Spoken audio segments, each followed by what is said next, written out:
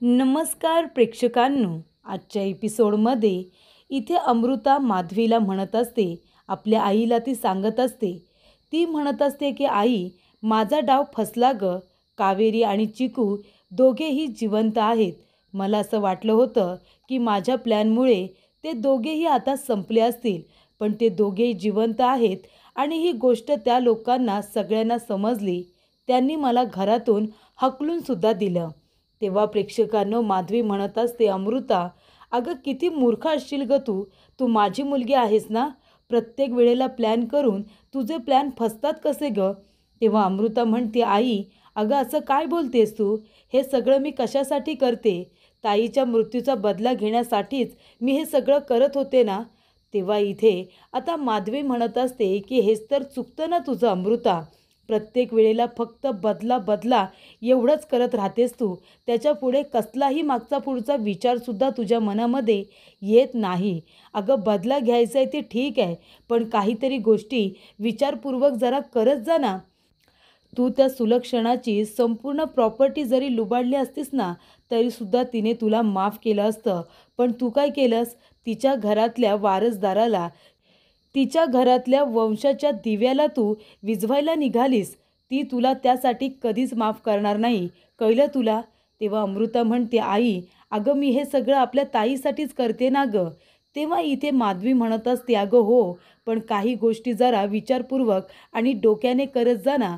बदला घ्यायचा म्हणून काहीही करायचं नसतं, विचारसुद्धा करायचा असतो. जाऊ दे, तुझ्याजवळ बोलण्यात काहीच अर्थ नाही आहे. आता सांग ना, त्या घरामध्ये जाण्यासाठी कुठला मार्ग आहे तुझ्याकडे. त्या घरात तुला आता उभंसुद्धा कुणी करणार नाही. त्या घरातून हाकलून दिली आहे तुला. आता कसा बदला होणार आहे तुझ्या ताईचा पूर्ण. कशी जाणार आहेस त्या घरामध्ये. जाऊ दे, माझ्याजवळ इथे उभी राहू नकोस. मला विचार करायला थोडा वेळ हवा आहे. तोपर्यंत तू इथून चालती हो, माझ्या नजरेसमोरून चालती हो, असं माधवी अमृताला म्हणत असते. तेव्हा प्रेक्षकांनो, इथे आता अमृता आपल्या रूममध्ये जात असताना तिला चक्कर येते आणि ती खाली आता सोफ्यावरती इथे कोसळलेली असते. तेव्हा प्रेक्षकांनो, इथे आता माधवी घाबरते. तिच्या तोंडावरती पाण्याचे शिंतोडे वगैरे मारायला घेते आणि म्हणत असते की काय झालं अमृता, अमृता बेटा काय झालं तुला. आणि तेव्हा इथे माधवी अमृताचा हात पकडते आणि तिच्या हाताच्या नसा जेव्हा चेक करते, तेव्हा माधवी म्हणत असते की वा अमृता वा, त्या घरामध्ये जाण्याचा योग्य तो मार्ग तू स्वतःहूनच शोधून काढलेला आहेस आणि आता त्या सुलक्षणाला सुद्धा तुला घरामध्ये घ्यावंच लागणार आहे, असं इकडे माधवी म्हणत असते. त्यानंतर प्रेक्षकांनो, इथे आता कावेरीने शांतपणे आपले डोळे बंद करून घेतलेले असतात आणि तेवढ्यातच तिथे यश आलेला असतो. यश आता दरवाजा नॉक करतो आणि तो आपल्या रूममध्ये येतो. तेव्हा प्रेक्षकांनो, कावेरी म्हणत असते की यश काय झालं आणि हे सगळं काय आहे, म्हणजे उशी पांघरूण वगैरे. तेव्हा इथे यश म्हणत असतो, काही नाही, झोपण्याचा खूप प्रयत्न केला पण मला झोपच येत नाही आहे, म्हणून मी इथे आलो. तेव्हा प्रेक्षकांनो, इथे आता यश म्हणत असतो की तुम्ही ठीक आहात ना, तुम्हाला काही हवं आहे का. तेव्हा कावेरी म्हणते, यश मी एकदम ठीक आहे. हे बघा, तुम्ही इथे का आलात ते मला सांगा बरं तुम्ही. तेव्हा यश आता गप्पच बसतो. तो म्हणतो, काही नाही. तेव्हा कावेरी म्हणते, यश मला माहिती आहे तुम्हाला खोटं बोलता येत नाही. तुम्ही खोटं बोलताय ना, तुम्हाला माझी काळजी वाटते आहे ना. तेव्हा यश आता तिच्याकडे बघतो आणि म्हणतो, हो, मला तुमची सगळ्यात जास्त काळजी वाटते. जे काही घडलं ना तुमच्याबरोबर कावेरी, ते खूपच जास्त भयानक होतं. तुमच्या जागी जर दुसरी कुठली मुलगी असती ना, तर तिने कधीच हार मानली असती. तेव्हा इथे कावेरी म्हणत असते, यश तुम्ही माझी नका काळजी करू, मी एकदम ठीक आहे आता. मला खरं तर काळजी वाटते ती आपल्या चिकूची आणि मला माची जास्तीत जास्त काळजी वाटते. कारण इथे मला खूप जास्त वाईट वाटतंय. त्यांना असं वाटतंय की त्यांनी चुकीच्या माणसावरती विश्वास ठेवला आणि म्हणून हे सगळं घडतंय. त्यामुळे मला सगळ्यात जास्त काळजी माची वाटते. तेव्हा इथे यश म्हणत असतो, कावेरी तुम्ही आता कसलाही विचार करू नका. तुम्ही शांतपणे डोळे मिटून झोपा बरं. तुम्हाला झोप लागत नाही तोपर्यंत मी इथेच तुमच्या उशाशी बसतो. आणि इथे यश कावेरीचा हात पकडून बसलेला असतो आणि तिला झोपायला सांगत असतो. ती दचकून उठत असते, पण यश तिला सावरत असतो. त्यानंतर प्रेक्षकांनो, सवयीप्रमाणे इथे तुळशीची पूजा करायला आलेली असते. बघते तर काय, इथे आता तुळस पूर्णपणे चुकून गेलेली असते. तेव्हा मा म्हणत असते, काय ग, तू सुद्धा माझ्या घरावरती आलेलं संकट स्वतःवरती घेतलंस ना, आणि म्हणूनच तू पूर्णपणे चुकून गेलीस ना. खरंच माझं चुकलं. चुकीच्या माणसांवरती आंधळा विश्वास ठेवला आणि म्हणूनच माझ्या घराची ही अवस्था झालेली आहे आणि तू सुद्धा पूर्णपणे चुकून गेलीस. तेव्हा इथे कावेरीसुद्धा आलेली असते. तेव्हा मा कावेरीकडे बघते आणि म्हणत असते, मला कळलंच नाही की कोण माझ्या घराच्या भल्याचा विचार करतंय आणि कोण माझ्या घराच्या वाईटाचा विचार करतंय ते. खरंच तू मला माफ कर. माझ्या घरामध्ये प्रत्येक वेळेला तू येणारं संकट तू स्वतःवरती घेतलंस.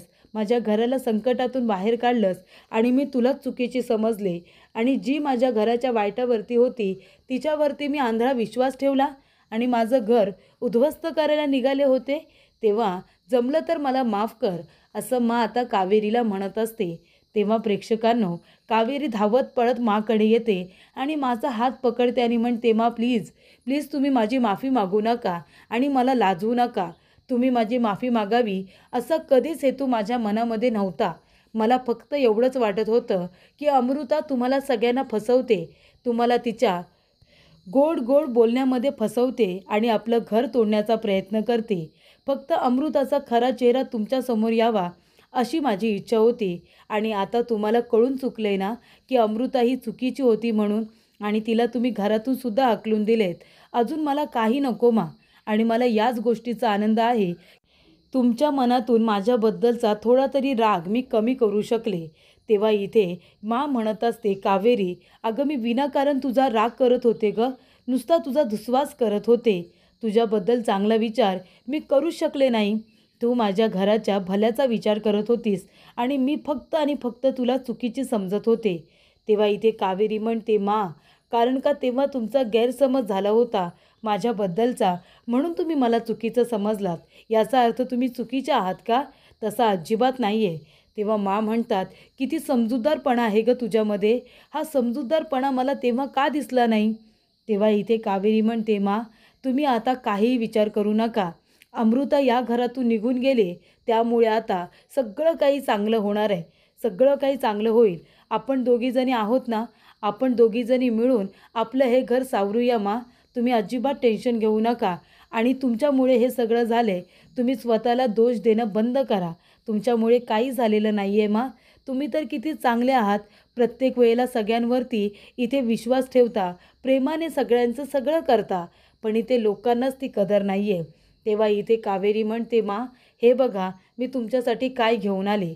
आणि तेव्हा प्रेक्षकांनो, इथे आता कावेरीने तुळस आता सुकलेली बघितलेली असते. तेव्हा ती जाते आणि आता नर्सरीमधून ती नवीन तुळस खरेदी करून घेऊन येते आपल्या घराचं नंदनवन करण्यासाठी. आणि तेव्हा प्रेक्षकांनो, जेव्हा कावेरी म्हणते, मा हे बघा मी काय घेऊन आले, तेव्हा मला सगळ्यात जास्त आनंद झालेला असतो. मला खूप आनंद होतो की इतकी फुललेली तुळस कावेरी घेऊन आलेली असते. आणि तेव्हा प्रेक्षकांनो, मा ती सुकलेली तुळस आता काढते आणि बाजूला ठेवते. त्यानंतर कावेरीने आणलेली तुळस इथे आता दोघीजणी तुळशी वृंदावनामध्ये लावत असतात.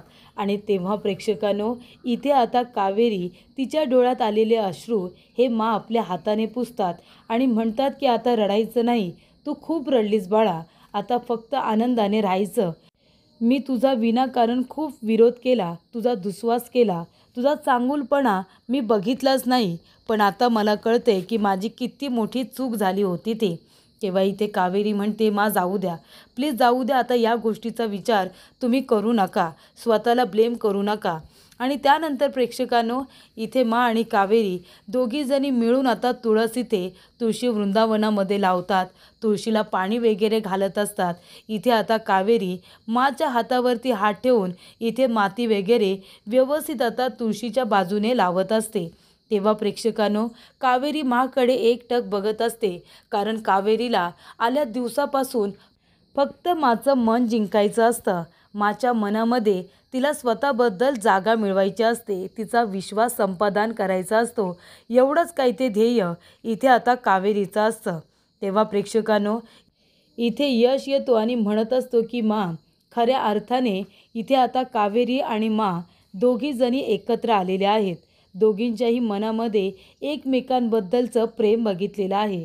तुम्ही दोघांनी आयुष्याची नवीन सुरुवात केली आहे ना, आता त्याला कुणाची दृष्ट लागायला नको.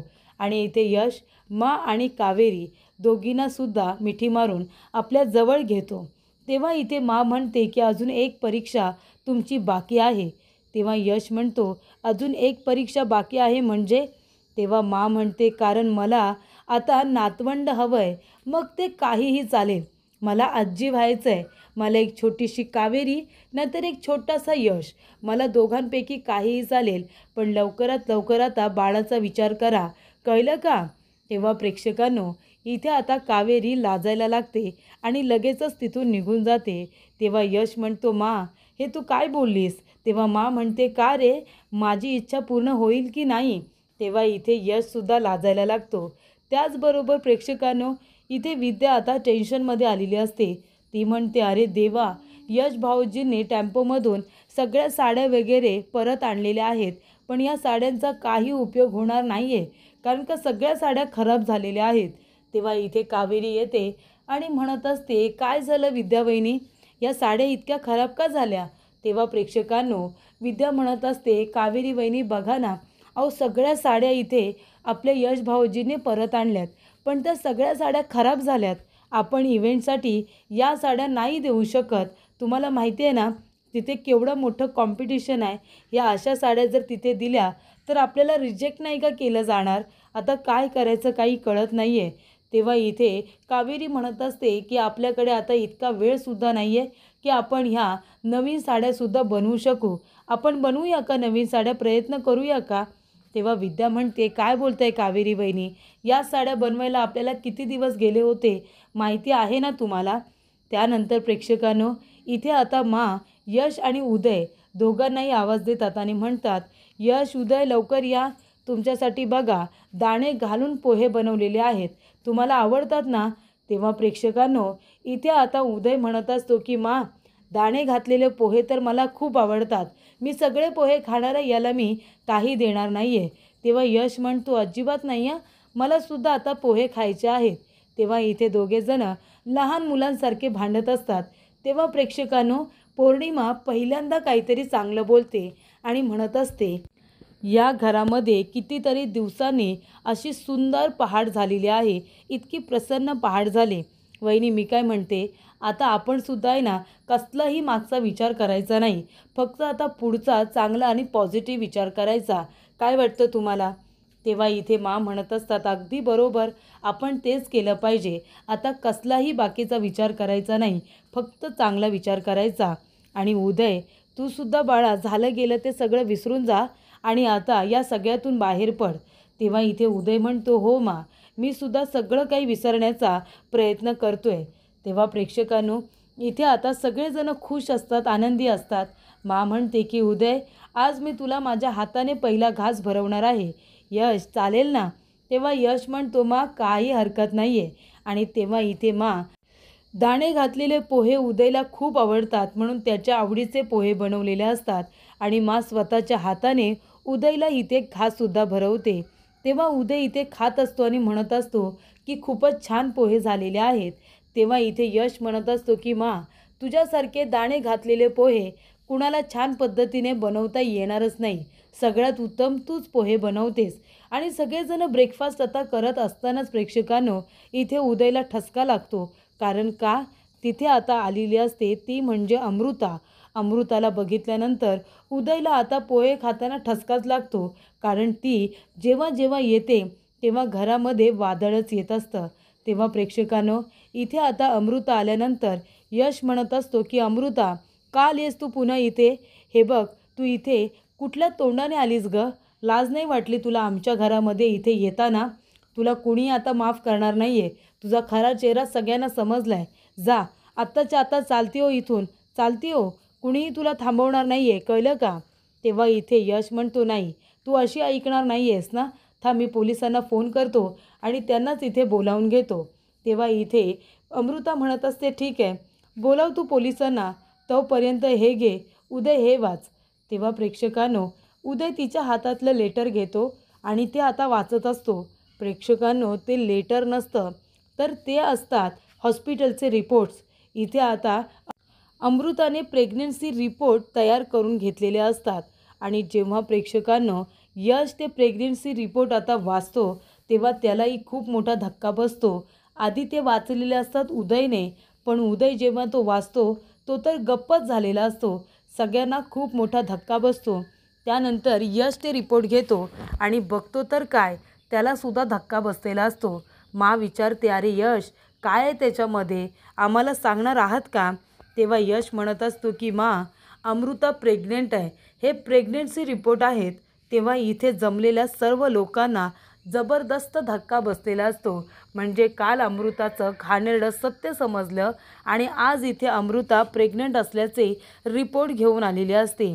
तर इथे आता कावेरी म्हणत असते, मी काय म्हणते विद्यावहिनी, आपण नवीन साड्या बनवायच्या का? कारण का ह्या साड्या जरी स्वच्छ धुतल्या ना तरीसुद्धा ते खराब जाणार नाही आहे, त्यांना लागलेले डाग काही जाणार नाहीत. मग काय करूया आपण? तेव्हा विद्या म्हणते, कावेरी वहिनी, अहो इतक्या कमी वेळेमध्ये साड्या तयार करता नाही येणार, तुम्हाला माहिती आहे ना. तेव्हा इथे कावेरी म्हणते, मग काय करूया? आपल्याकडे आता एकच मार्ग आहे, आपण आता या स्पर्धेतून माघार घेऊया, कारण आपल्याला इतक्या लवकर ह्या इतक्या साड्या तयार करता नाही येणार आहेत. आपण एक काम करूया, आपण स्पर्धेतून माघार घेऊया आणि पुढच्या वेळेला आपण पुन्हा प्रयत्न करू. तेव्हा इथे विद्या म्हणत असते, कावेरी वहिनी, पुढच्या वेळेला प्रयत्न करू, पण आता तर हातातली संधी गेली ना, माझं नशीबच वाईट आहे.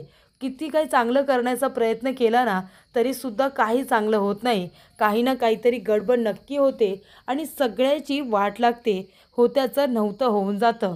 तेव्हा इथे आता कावेरी म्हणत असते, विद्यावहिनी तुम्ही प्लीज स्वतःला सावरा, स्वतःला त्रास करून घेऊ नका. हे सगळं त्या अमृतामुळे झाले. आपण आता माघार घेतोय हे आपण सगळ्यांना सांगून टाकूया, असं आता विद्या म्हणत असते.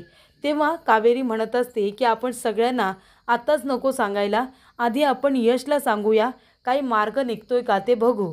तेव्हा प्रेक्षकांनो इथे आता कावेरी आणि विद्या जेव्हा बाहेर येऊन बघतात तर वेगळाच तमाशा सुरू असतो. तर इथे माला चक्कर आलेली असते. इथे अमृताच्या प्रेग्नन्सीची गोष्ट ऐकल्यानंतर माला तर चक्करच आलेली असते. तेव्हा यामी त्याला पाणी वगैरे प्यायला देते. इथे आता उदयला तर खूप मोठा धक्का बसलेला असतो. उदय पूर्णपणे शॉकमध्ये गेलेला असतो. त्यानंतर प्रेक्षकांनो यश म्हणत असतो की अमृता, हे प्रेग्नन्सी रिपोर्ट खोटे आहेत. तू इथे काल तुला घरातून बाहेर काढले म्हणून या घरामध्ये पुन्हा येण्यासाठी तू हे खोटे प्रेग्नन्सी रिपोर्ट घेऊन आली आहेस ना, पण त्याचा काही उपयोग होणार नाही आहे. आत्ताच्या आता इथून निघून जा. प्रेग्नन्सी रिपोर्ट घेऊन आलीस म्हणजे तुला आम्ही घरामध्ये घेऊ असा त्याचा अर्थ होत नाही. निघून जा बरं. तेव्हा विद्या म्हणते, नाहीतर काय खोटं बोलते ही अमृता. हे अमृता, चल चालती हो आमच्या घरातून, निघून जा आत्ताच्या आत्ता. तेव्हा कावेरीसुद्धा तेच म्हणते. कावेरीसुद्धा म्हणत असते की अमृता, बास झालं हा तुझं हे खेळणं, इथून निघून जा बरं आता. त्यानंतर प्रेक्षकांनो पुढील भागामध्ये इथे कावेरी म्हणत असते की यश, अहो तुम्हाला माहिती आहे का, तुम्ही आणलेल्या साड्या सगळ्या इथे खराब झालेल्या आहेत. त्यामुळे आता आम्ही स्पर्धेतून माघार घेणार होतो, पण जर स्पर्धेतून माघार घेतली तर 5 लाख रुपये दंड द्यावा लागेल. तर आता इतके पैसे आपण कुठून द्यायचे आणि त्यांना का द्यायचे? तेव्हा प्रेक्षकांनो इथे आता यश म्हणत असतो की विद्या वहिनी, जर तुला 2-4 लोक मदतीला मिळाली तर आपल्या नवीन साड्या रेडी होऊ शकतात का? तेव्हा विद्या म्हणते, हो भाऊजी, 2-4 लोक मदतीला असतील ना तर निदान आपण काहीतरी करू शकतो. तेव्हा इथे आता यशने आयडिया दिलेली असते की आपण स्पर्धेतून माघार घ्यायची नाही आहे, तर आपण इथे आता फक्त 15 तास उरलेत असं कावेरी म्हणालेली असते.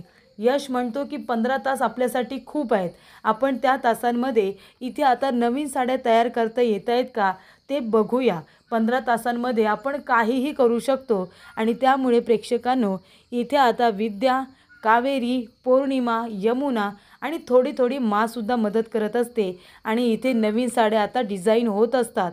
आणि तेव्हा प्रेक्षकांनो इथे आता सगळे मदतीला लागलेले असतात आणि तेव्हा नेमका विद्याचा लाल दोरा संपतो आणि तेव्हा तिथे अमृता येते आणि म्हणत असते की माझ्याकडे आहे ना लाल रंगाचा दोरा, तुम्हाला जर हवा असेल तर तुम्ही तो यूज करू शकता. आणि तेव्हा प्रेक्षकांनो इथे आता नाईलाज असतो, त्यामुळे आता लगेचच विद्या तिच्या हातामध्ये असलेला लाल दोरा घेते. आणि तेव्हा प्रेक्षकांनो इथे अमृता आपल्या मनामध्ये म्हणत असते की घ्या, लाल रंगाचा दोरा घेतला आहेत ना तुम्ही, पण बघा हा लाल दोरा कसं होत्याचं नव्हतं करतो ते. तुम्ही इतकी जी मेहनत केली आहे ना ती वाया जाणार आहे, असं अमृता म्हणत असते.